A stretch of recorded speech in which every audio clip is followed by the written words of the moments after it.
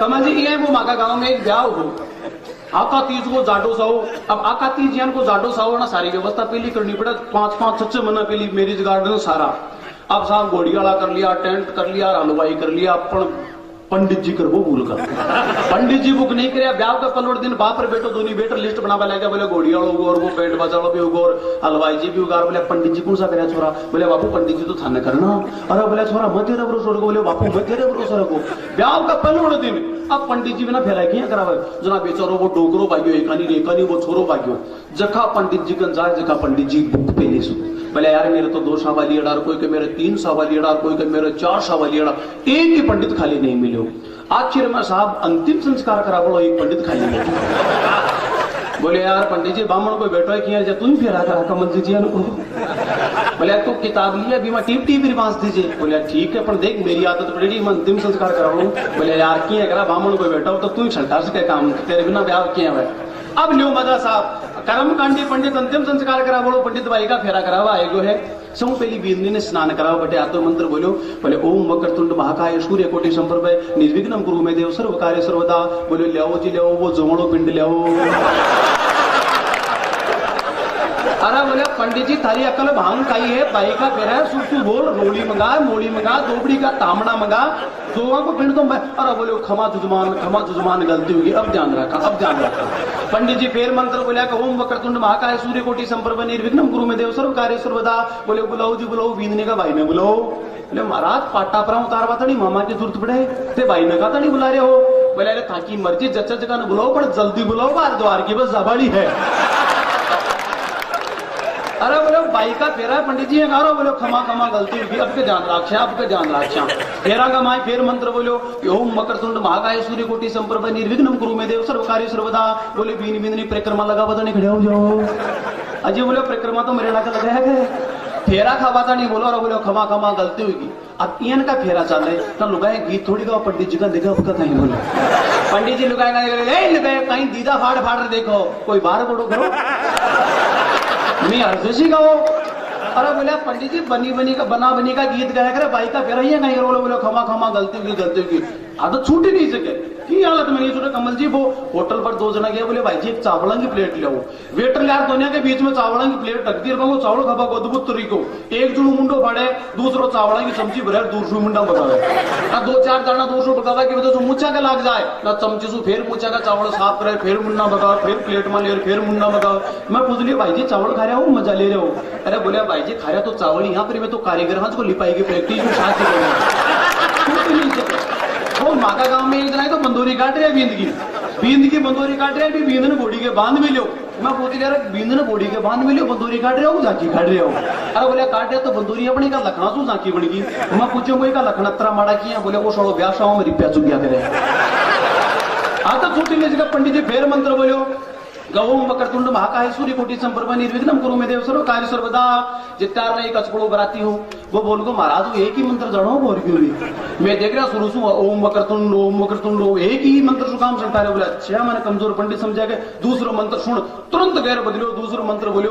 बोले 4 कूट की अर्थी बनी और पूड़ो दियो बिछाए 4 कूट की अर्थी बनी और पूड़ो दियो बिछाए और बींद बचे नहीं बींदनी रे गंगा देव पूछाए। बोल राम नाम सत्य है। बींदनी को बाप बोले महाराज मैं तो फेरा वेड़ा ही मान ले ब्याह की घोषणा कर दो कि भाई का फेरा होगा। आदत फिर भी नहीं छूटा साहब पंडित जी फिर घोषणा करी। बोले सुनो बराते हो जुजमानो सगड़ा कान को सुनो भाई का फेरा संपन्न हो चुका है। काल आशीर्वाद समारोह है शाम का 7 बजे तो रात का 12 बजे तक जिम्बा को प्रोग्राम है सगड़ा ने पधारणु है पर गोजा में 5-5 10-10 रुपया खुला जरूर ले जाओ। बोले पंडित जी खुला के कहीं जरूरी है? बोले 7 बजे से 8 बजे तक गुरु पुराण बचली पोती पर चढ़ाना है। यार का मारो को वीरस को कभी वही नहीं सके।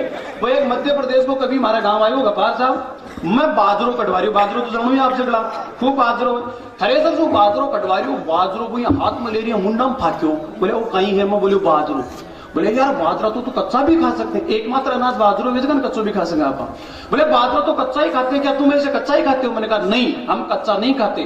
पहले इन उखड़ गमाई गिरा, फिर पानी का छांटा दिया, आधे घंटा बाद में भी मूसड़ की चोट लगावा, फिर छादड़ाम गाल भी की लूप सी झटकावा, फिर आंडी में गेर भी को खींचड़ उड़ांदा।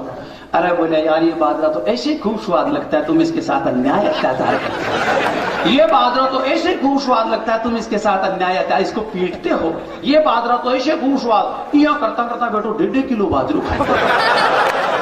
1.5 किलो बाजरू खाओ, रात में तो आराम तो सोई को, अब सुबह ले डब्ल्यू चालो डोली के नीचे जा बैठो।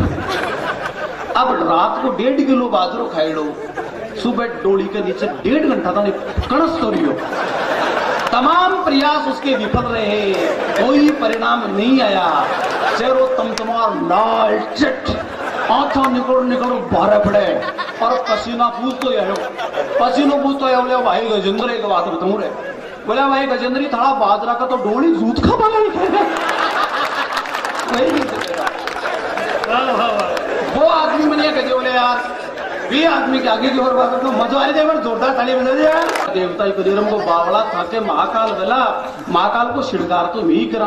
बोले थेकियां करो, मैं तो बील पत्रा सु करा, आखड़ा का फूला सु करा, भी मरेड़ी चिता की बाल भस्म वे भी सु करा। नहीं, महाकाल का श्रृंगार होता है कटे हुए नरमुंडों से, और कटे हुए नरमुंड भी वो नहीं जो टीबी, कैंसर, एड्स जैसी बीमारियों से मर जाते हैं या आत्महत्या करके मर जाते हैं। महाकाल उन नरमुंडों से श्रृंगार करते हैं जो युद्ध में वीर गति को प्राप्त हो जाते हैं। आरंभ का श्रृंगार हम करते हैं। कैसे करते हैं? मैंने 4 पंक्तियां सुनाई कमलदार। मैंने उनको बताया कि कम होता खाद्यान्न यहाँ पर, क्या है मेरा राजस्थान, कि कम होता खाद्यान्न यहाँ पर, कहाँ फूल भी खिलते हैं।